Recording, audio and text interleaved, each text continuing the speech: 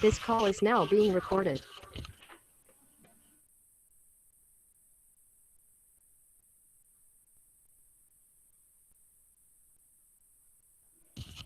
Okay, so we are discussing about the forging process. That is one of the metal forming process. So what is forging? It is a metal forming process in which the workpiece is shaped by compressive forces applied through various dies and tooling. So we can apply this compressive force either manually or by some type of pressing machines or forging presses. Okay. And also it can be carried out in hot or cold conditions, but generally it is worked in hot, hot working process only. So these are the introductions what we have told us yesterday. So there are different types of tools coming in forging, like heavy hammers will be there. There are many shape tools will be there. Anvil is there. So traditionally it is done by a blacksmith. Okay. And set of dice, different shaped dice will be there. So there are many advantage or merits when we are discussing about this type of this forging type metal forming process, because we can achieve good dimensional accuracy in forging, and also we can save a lot of material here, and we can attain very high strength, and also great productivity can be achieved by this method. Okay. Also, a high degree of surface finish is another merit of this type of metal forming process. But one limitation is it requires what complex die making. Okay, so a costly complex die making is one of its limitation. So there are many general applications like bolts, disc gears, crankshafts, connecting rods, etc. And next thing what we have gone through is the grain flow. So grain flow and the strength. So here what happens, the forging yields a grain structure oriented to the part shape, resulting in optimum strength ductility, and resistance to impact and fatigue. So in forging, by properly controlling the metal flow, or by properly applying the compressive forces, we can control the metal flow and the grain structure, thereby forged products having good strength and toughness can be obtained. Okay, and that can be used for highly stressed and critical applications. Then we came to different forging operations. So the different forging operations are, upsetting is one operation in which the it is used to increase the cross-sectional area by reducing its length by using this type of tools like hammers. Then drawing down is another, this just an opposite uh, operation of upsetting. Here the length is increased at the expense of its width or thickness, or both. And flattening is another type of forging operation.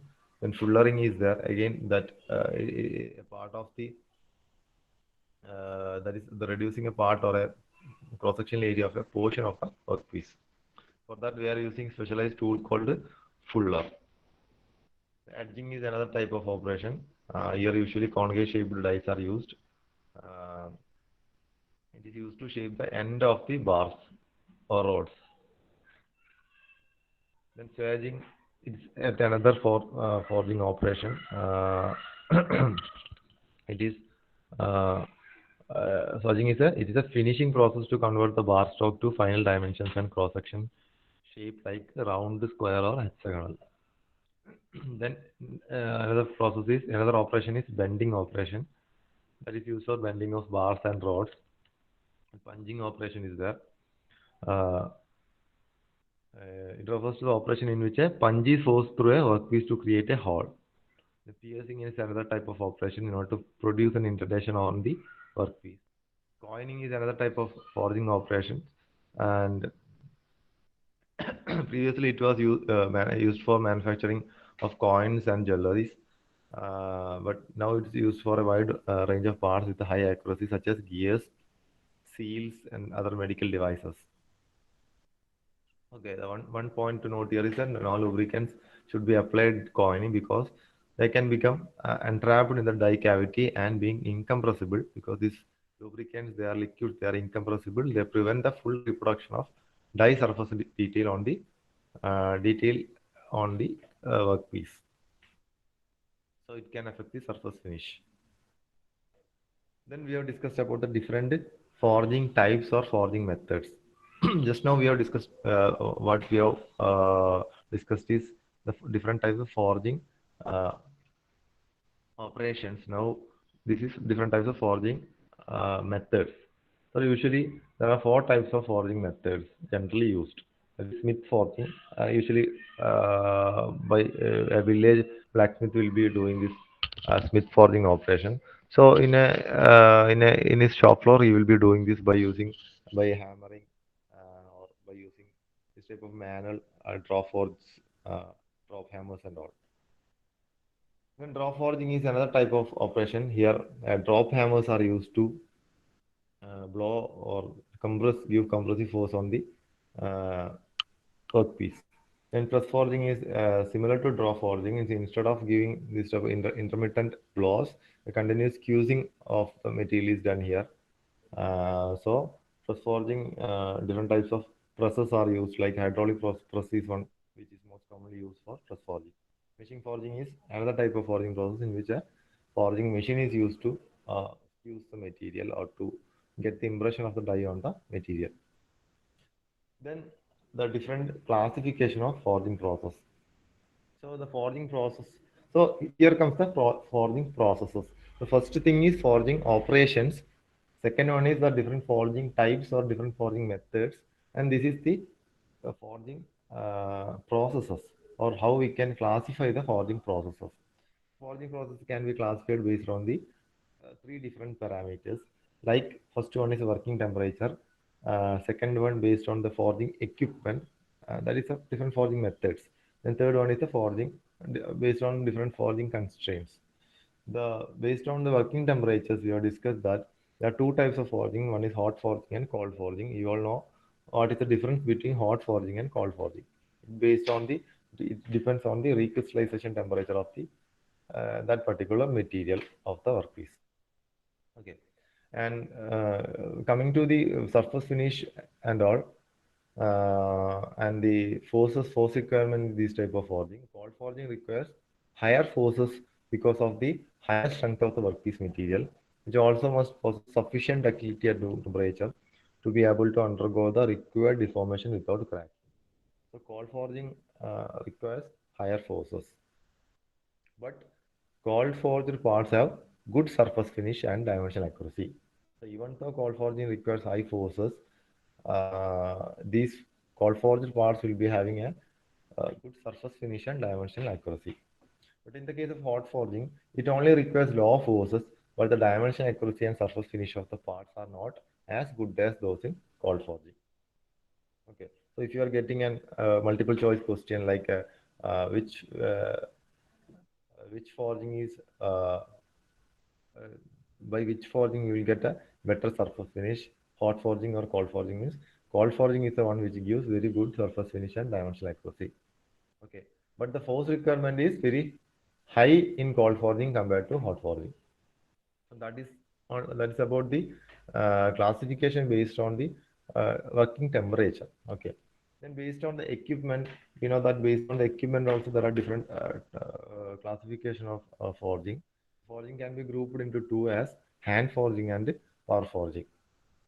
So hand forging means it is nothing but manual forging. It is used only for small parts made in small quantities. Okay. So in this manual forging process, we will use what this impact pressure is applied to the workpiece by way of hammering. Okay, certain hammers will be used by this type of blacksmith in order to do this manual forging. So various forging tools are also used to deform the workpiece suitably as per our needs. And this manual forging is also called smith forging. So based on the equipment, the first classification is hand forging or manual forging or smith forging. So that is a group of forging operations. Second one is power forging operation. That is certain power is used. The power in the sense other than manual, certain other machinery power is used in power forging. The power forging is the most common and is used for large scale manufacturing of small to very large components. Okay. The power forging process make use of both impact as well as gradual applied loads. Okay. So in the case of hand forging or man forging or smith forging, the load or the force what we are applying is intermittent. That is not a continuous fusing type of force. Actually, we are giving only certain blows on the workpiece by using this type of hammers or draw forges and all. But in the case of power forging, we can use both, that is both impact as well as gradual applied loads can be used here. So a machine that applies an impact load is called forging hammer, while a machine that applies gradual pressure is called forging press. Usually hydraulic presses are used for this type of operations. Okay, clear അല്ലേ? So based on equipment എന്തൊക്കെയാണ് hand forging, manual forging or smith forging. Same different names there will be knowing. Then second group is power forging. In power forging, in hand forging, we can only use this type of impact loads, but in power forging, we can use both impact as well as gradually applied loads. So a machine that applies impact load is called forging hammer, while the machine that applies gradual pressure is called forging press. Next one is based on constraints to metal flow. So we know that whenever we are blowing the materials, whether it is a continuous blowing or it is an intermittent blowing, uh, what is happening to the workpiece or what is happening to the material of the workpiece? The material of the workpiece will be flowing to its lateral direction. For example, if you are giving a sudden blow onto a rectangular billet, that is sudden blow. If you are giving means we are keeping it on an anvil, and above the material or above the billet we are giving a sudden blows. What is happening? Actually, we are giving compressive force onto the material. So because of this compressive force, there will be metal flow in the lateral directions, in the width and the lengthwise direction. The material will be, the dimensions will be increasing. Okay, and its dimensions along the direction of this blowing or this compressive force will be decreasing. That means if its thickness is decreasing, its width and length will be increasing. Okay. So the metal will be flowing. So there will we can constrain the flow of the material. For example, if you are using some types of dies here, uh, if it is actually we will get the dies will be having certain impressions, and if you are forcing or if you are squeezing the material with this dies, we will get the impression of the die on the material. So that is what the final product will get. So what is why how we are getting this material? Because this material will flow into the die cavity, and it will flow into all the parts of this die cavity, and it will finally form the shape which is printed on this die. Okay. So the material flow can be constrained by using this type of die. Okay. Or we can constrain the flow of material. So if you are constraining the flow, for example, if you are giving compressive force on a rectangular billet, so what is happening? They actually consider that if we are applying the compressive force in the thickness direction. So there is a flat rectangular billet kept on an anvil. We are giving compressive squeezing on it by using certain type of hydraulic press. So if you are using this rectangular billet, what is happening? Its thickness will be reducing. Okay. But at the same time, its width and the length will be increasing because the metal flow will be in the lateral directions with respect to the compressive force. So we are applying the compressive force from top to bottom. So the laterally the metal will flow in other two directions. Uh, so, so, so there will be a metal flow in both the width direction as well as in length direction. So we can constrain the flow of metal in the width direction by placing some obstructions on the on both of its width or at the boundary of its width. So what is happening? There will not be any change in the, or there will not be any metal flow towards the width directions. Instead, its length will be increased much more. Okay. Likewise, we can constrain the flow of metal by using suitable tools. So likewise, we can get desired final shapes on the products produced by forging. Okay. So based on constraint to the metal flow, again it is classified into 2 to 3 types. First one is open die forging. So in open die forging, the workpiece is placed between two flat dies. allowing the metal to flow freely without any constraints along the lateral direction. So this is a process usually in switch forging and all they will do the open die forging. So it depends on the skill of the operator. The final shape of the product depends on the skill of the operator. That is, in open die forging, the workpiece is placed between two flat dies. So here the dies what we are using is only flat dies. There is no impressions on the dies, and and it will allow the metal to flow freely without any constraints along the lateral direction. So no such constraints are there in open die forging. But in the case of closed die forging or impression die forging, okay. So closed die forging is also called impression die forging, but this closed die forging what we are talking here is not the true closed die forging. So a true closed die forging is called flashless forging. So what is the difference between these two will be coming in the next slides and all. So in closed die forging or impression die forging, the die surfaces are shaped according to the required contour of the final product of forging. Here the work material is constrained to flow as per the shape of the dies. When there is excess material, it will flow outside the die cavity and will form a flash. So what is happening here? In the type in case of closed die forging or impression die forging, the die surface will be shaped according to the required contour of the final product of the forging. So if you are applying the compressive force, what is happening? The material will be flowing and it will be filling into this die cavity. So the whatever the impressions we have given to the die cavity, the final product will be getting the shape of that impression on the die cavity. Okay, so what is actually happening is actually here the work material is constrained to flow as per the shape of the dies. Okay, so the shape of the die is constraining it from flowing out. But in open die forging, there is no such a constraint. The material is free to flow without any constraints. But in closed die forging or impression die forging, these the surface of this die will be constraining the flow of material. Okay, so that is a constrained metal flow here. So when there is excess material, it will flow outside. So what happens if there is excess material? So if the material will be flowing and filling into the die cavity, but if there are excess material, it will start to flow into some other unwanted contours and in junctions and all. They will uh, go and they will be flowing into that different cavities. Okay, so that is called flash. So in detail, we will come in the next slide. So third one is a flashless forging. So flashless forging is nothing but a true closed die forging. Here the workpiece is completely constrained inside the dies and no flash is produced. Okay. So in the second and third case, we can differentiate it with a flash. Okay. So in the second case, it is also closed die forging.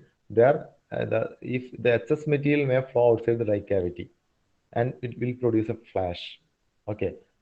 But in the case of that means there that is not completely constrained there. Even though it is constrained, it is not completely constrained in the second case. But in the third case, in the case of flashless forging or true closed die forging, the workpiece is completely constrained inside the dies and no flash is produced there. Okay. So based on that, we can classify the basic categories of forging. For the basic categories of forging processes are three types, that is open die forging, impression die forging, and closed die forging. First one is open die forging, second one is impression die forging, third one is closed die forging. So actually this second that is the second category, that is impression die forging is called the closed die forging. Okay. And the third closed die forging is actually called the true closed die forging. So sometimes impression die forging will be also called as closed die forging. Okay. So this impression die forging and the closed die forging are related. So actually how we are classifying this is, first one is open die forging. Second one is impression die forging, which can be also called as a closed die forging. And third one is called a true closed die forging. Okay. So that is the three categories. The figure is given here showing the open die forging and closed die forging. In open die forging, flat type what dies are used. But in the case of closed die forging, particular shaped dies are used. So when applying compressive force, we will get the impression of this die on the workpiece. So coming to the first case, that is open die forging. Uh, in open die forging, the metal is not completely confined as it is undergoing forging process. That we know that it is not completely confined. So in the simplest form, a solid cylindrical workpiece is placed between two flat dies, as shown in the figure, and compressed to reduce the height and deform it laterally. This process is known as upsetting. So upsetting process, we have already discussed about the upsetting operation. That is, we are reducing the length of the uh, whatever the billet or whatever the workpiece, uh, and the cross-sectional area will be increasing. Okay, so the cross-sectional area will be increasing at the expense of its length. So that is shown in the figure A. That means there is a workpiece, that is a cylindrical workpiece placed between two dies, and we are applying some compressive force onto the die. So what is happening, that cylinder cross-sectional area will be increasing and its length will be decreasing. That is shown in the figure 2.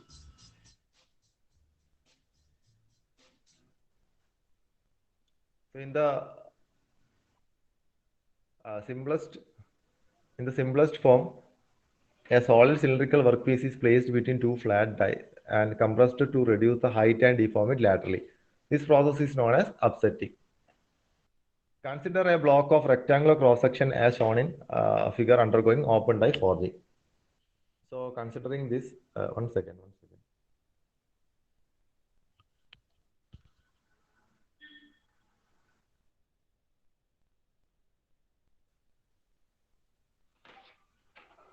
So under the ideal condition, workpiece gets deformed as shown in the figure.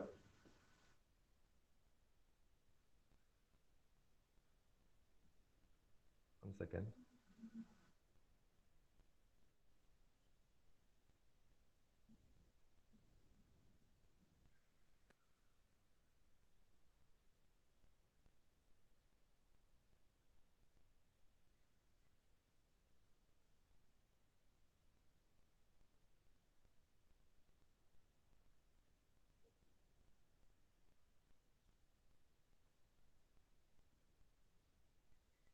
Okay. So under the ideal condition, the workpiece gets deformed as shown in figure B.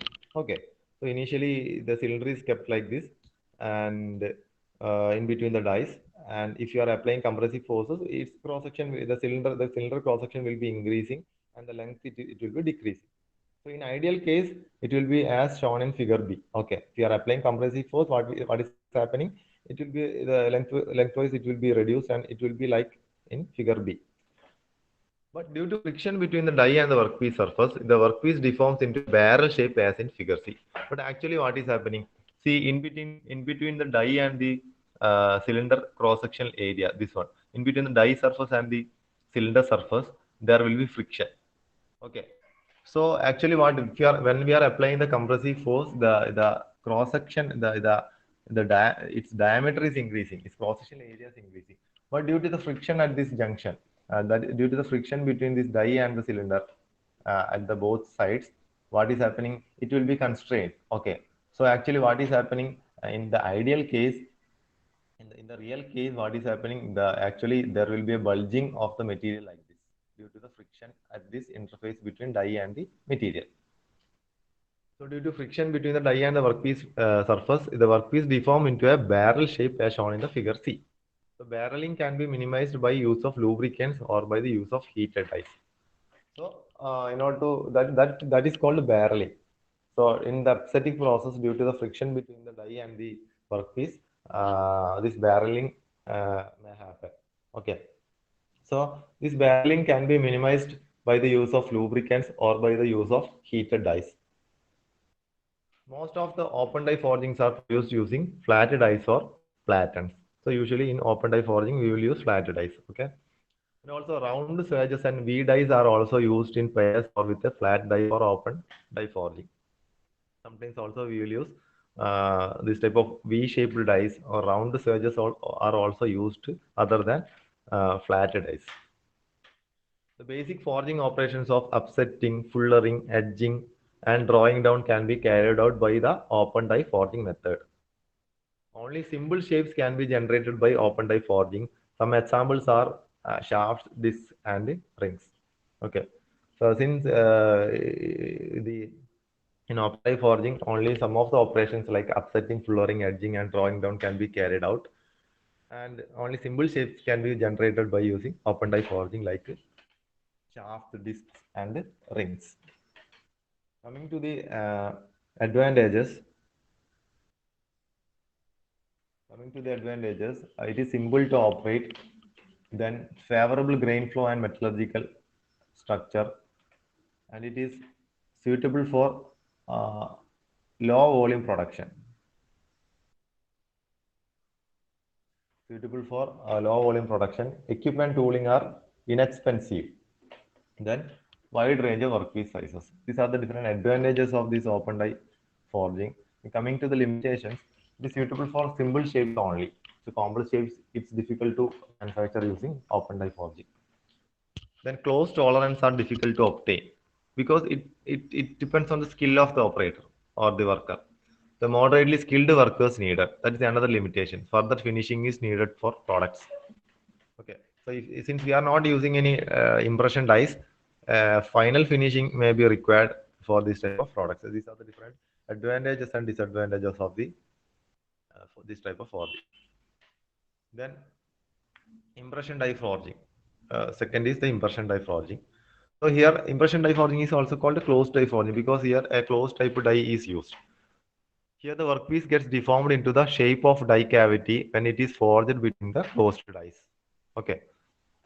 So the workpiece will be deformed into the shape of die cavity when it is forged between the closed dies. The die cavities have the replicated shape of the forged component. Die cavities will have the replicated shape of the forged component. When the two dies are brought together, the workpiece undergo plastic deformation until its deformed sides touch the side walls of the die. Okay. So what happens? The material is kept, the billet is kept between the dies. Then the two dies are brought together. The workpiece undergoes plastic deformation. It begins to flow. The material begins to flow until it is deformed, until its deformed side touches the side walls of the die, as seen in the figure. അപ്പോൾ നമുക്ക് എന്ത് കിട്ടി ആ ഡൈസിന് എന്താണ് impression ഉള്ളത് അത് നമ്മുടെ final പ്രോഡക്റ്റിൽ കിട്ടിയാലേ there is an upper die and there is a lower die. So when it is fused between the dies, the final impression of the die will be printed on the we will get the impression of the die on the workpiece. So if there is an excess amount of workpiece, what is happening? It will be flowing out through the cavities, like, and it will produce a flash, as you can see from the figure. A flash is produced in case of impression die forging. So as the die close to its final position, some metal flows out through the small gap between the die to form a flash. So flash is produced in the case of impression die forging. So what is happening? This flash will be having a reduced thickness. So the flash will cool rapidly and provide increased resistance to further deformation. Okay. So it will not deform further. So the flash effectively acts as a part of die and helps to form a closed die cavity. Okay. So this flash, because of its lower thickness, it will cool rapidly, and it provides increased resistance for the deformation. So it will close the cavity. It will effectively act as a part of the die and helps to form a closed die cavity here. Further forging pressure acting on the die lead to increased pressure on the workpiece and helps the material flow into unfilled areas of the die cavity. Okay, so that is what happening in impression die forging. Okay, so actually the impression of the die is formed on the material, but flash is produced. This flash is taken as we can take this in a positive manner, that is flash cools rapidly, so it will provide increased resistance to the further deformation. Also it will act as a part of the die and help to form a closed die cavity. Coming to the advantages and disadvantages, limitations. It can be used for production of complex shapes because different impression dies can be manufactured for this. Then good dimensional accuracy will be obtained. Then suitable for mass production because ditto parts can be manufactured by this method. Okay. The grain flow of metal can be controlled to ensure good mechanical properties. So in the first slide we have talked about the grain flow and the strength of the material. If we can properly control the grain flow, we can attain very good strength and fatigue, fatigue as well as toughness capacity of the material. Less time consuming than open die forging. Okay. Then minimum wastage of material. So these are the different advantages. Coming to the disadvantages or limitations, more steps are required for each forging. Then high cost of equipment and tooling. So because specialized impression dies are required, if it is not a mass production forging, then that will the high cost of the equipment and tooling will be a disadvantage. Then the third one is the closed die forging or flashless forging. Okay. So impression die, the second one, impression die is also called closed because it is also a closed die forging. The third one is called actually flashless forging. Even though it is a closed die forging, it is also called flashless because the difference between these two are, in the second case, in impression die forging, a flash is produced. In the third case, this is called flashless forging, there is no flash. So the impression die, so you can see from the figure that the material is completely constrained. Okay, it is not, it doesn't have any freedom to flow to anywhere. The impression die forging is often called as closed die forging. That is the previous one. But in true closed die forging, now flash is produced. Okay, so here this is the true closed die forging. Here now flash is formed. Here the odd workpiece is deformed to completely fill the cavity as shown in the figure. The term flashless forging is more appropriate for this process because there no flash is produced. The material is completely constrained within the die and the punch. The proper control of the volume of work material is essential to obtain a good quality forging as there is no provision for flash formation. Okay. So the only requirement, only thing what you have to importantly check here is the volume of the material. The volume of the material used should not be excess, also it should not be less. Okay, or the optimum amount of volume should be kept here. If the starting blank is larger in volume, so what happens? If the starting blank is larger in volume, then the volume of the cavity. That is, if the starting blank is, that is the blank is here, the black color shows the blank, and the white color is the cavity. So whenever the punch is coming, squeezing the this billet, the final finished product is produced. So if the starting blank is larger in volume than the volume of the cavity, it may damage the die upon application pressure. Okay, because it can't do it is not constrained to, it is completely constrained, it is not allowed to flow anywhere. So it may affect the damage the die. If the blank is smaller in volume than needed, then the cavity will not be filled completely, or we will not get the required dimension product the final. So that is about the different operations or different basic processes of forging. That is open die forging, impression die forging, and the third one flashless die forging. Okay. So this impression die forging is also called closed die forging, and this flashless die forging is called true closed die forging.